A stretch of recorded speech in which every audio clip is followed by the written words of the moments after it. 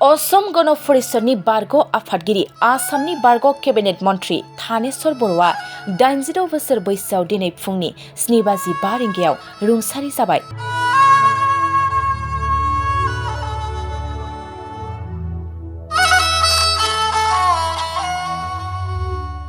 बिथांखौ गोब्राब बिखानि थासारिनि थाखाय गुवाहाटी मेडिकेल कलेज आरो हस्पिटालाव देहा फाहामसालियाव थिसननाय जादोंमोन। आसामनि बारग' सोलोंथाइ आरो खाजोना मन्त्रि थानेश्वर बर'खौ बृहस्पतिबार 9 मे खालि रङियायाव देहा फाहामसालियाव थिसननाय जादोंमोन मानोना बिथांनि देहानि थासारिया गाज्रि जालांदोंमोन, जायनि जाहोनाव बिथांखौ सस्ति देहा फाहामसालिनि ICU आव थिसननाय जादोंमोन।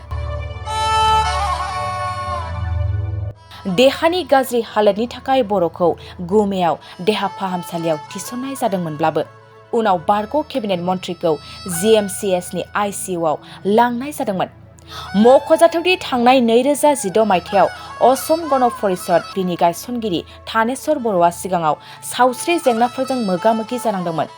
थांनाय बोसोराव सरखारि मददनि गेजेरजों आसाम खुंथायआ फाहामथायनि खरसाखौ सुफुंनो आखायाव लादोंमोन।